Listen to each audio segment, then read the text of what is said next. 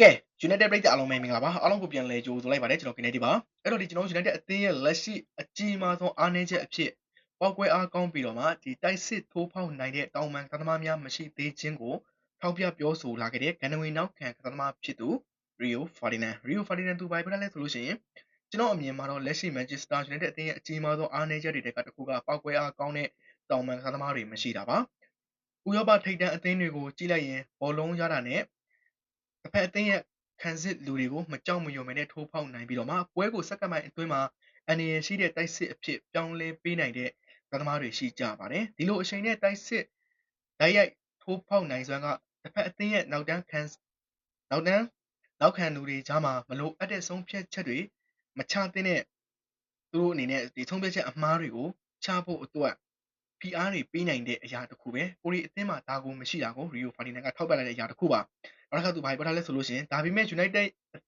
အသင်းရဲ့တိုက်စစ်တွေကမကြာခဏခံမှန်းလို့ရနေပါတယ်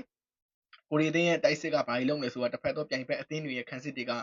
လိုပြောမလဲဆိုလို့ရှိရင်တိနေတဲ့ပုံစံမျိုးပေါ့ဗျာဒီပုံစံဒီကစားကွက်နဲ့ပဲသွားနေတဲ့အခါမျိုးမှာဘာလို့ဆိုတော့သူကိုယ်တိုင်ကလည်းခံစစ်မှာတာဝန်ယူလာခဲ့တာဆိုတော့ကိုရီအသင်းရဲ့တိုက်စစ်ကဘာတွေလုပ်လဲဆိုတာကိုသူကိုယ်တိုင်ကောင်းကောင်းသိနေခဲ့ပြီတစ်ဖက်သောအသင်းတွေကဒီလိုမျိုးခံမှန်းရလွယ်ကူတဲ့ပုံစံမျိုးပါကိုရီအသင်းရဲ့ကစားပုံကို Rio ဘာပြောထားလဲဆိုလို့ရှိရင်ဘောလုံးကို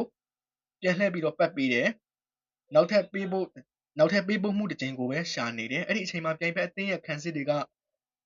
လိုပြောမလဲဆိုလို့ရှိရင်ကိုရီအသင်းတိုက်စစ်ဆင်လာမယ့်အရာတစ်ခုကိုသူတို့အနေနဲ့ကဘယ်လိုမျိုးဟန်တားမလဲဆိုတာကိုခံစစ်ပြင်ဆင်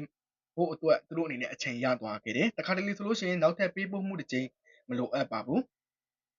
ကိုတာဝန်ယူပြီးတော့မှဒီတစ်ဖက်အသင်းရဲ့ခံစစ်ကဘယ်လိုမျိုးကိုဟန်တာမလဲဒီကသမားကိုကြော်ဖြတ်ပြီးတော့တစ်ခုခုကိုဖန်တီးပေးနိုင်တဲ့သူလိုအပ်တာပါဆိုပြီး Rio Ferdinand ကထောက်ပြလာခဲ့ပါတယ်နောက်ထပ်ကဘာလဲဆိုလို့ရှိရင်ဒါကြောင့်ကျွန်တော် United အသင်းအနေနဲ့ကတောင်ပန်ကနေပြီးတော့ဒီပေါက်ကွဲအားကောင်းတဲ့တောင်ပန်ကသမားတွေကိုထပ်လိုသေးတယ်လို့ကျွန်တော်ယုံကြည်ပါတယ်ဘောလုံးကိုထိန်းထားနိုင်တဲ့သူတွေမဟုတ်ဘဲနဲ့ဘောလုံးကိုဂိုက်30-40လောက်အထိဆွဲပြေးနိုင်တဲ့သူအရေးအတွက်အသာအစီးအခြေအနေတွေကဖန်တီးပေးနိုင်တဲ့သူနောက်ခံလူတွေကိုထိတ်လန့်စေတဲ့သူမျိုးကိုလိုအပ်တာပါဆိုပြီးတော့ဗီဒီယိုကထောက်ပြလာခဲ့ပါတယ်အဓိကကျွန်တော်တို့ဟိုးရင်တော့ဆိုလို့ရှိရင်ကျွန်တော်ဒီတောင်ပန်ကနေပြီးတော့တစ်ဖက်သောပြိုင်ဘက်အသင်းတွေကိုဒုက္ခပေးနိုင်ခဲ့ရဆိုလို့ကိုရီအသင်းမှာကဟို CR7 တို့ပြီးလို့ရှိရင်ဒီနှာနီးတို့ဒီ Gareth Bale တို့အဓိကတော့ပြောချင်တာကဗျာတောင်ပန်ကနေပြီးတော့အခုဒီဘောလုံးလောကမှာဆိုလို့ရှိရင်အခုလက်ရှိပေါ့နော်ဒီအသင်းတိုင်းလိုပဲလိုအပ်ပါတယ်ဒါတွေကတော့တောင်ပန်ကသမားတွေလူမျိုးပေါက်ကွဲအားကောင်းကောင်းနဲ့လုပ်ဖို့ဆိုတာလိုအပ်တယ်ဟိုရင်ခင်တော့ဆိုလို့ရှိရင် CR7 တို့သူတို့ level နဲ့အခုချိန်မှာတူနေတဲ့သူတွေတော့မရှိဘူးနာနီတို့နောက်ထပ်ဒီပါတော့အာဂျန်ရောဘင်းတို့Gareth Bale တို့အခုချိန်မှာဆိုလို့ရှိရင်ကျွန်တော်အနေနဲ့ကကြည့်မယ်ဆိုလို့ရှိရင်ဒီကိုရီအသင်းမှာတော့မရှိဘူးပေါ့နော်အခုချိန်မှာကဒီ Vini တို့ Rafinha တို့ Didac တို့ဒီ Rafinha တို့လောက်ပဲ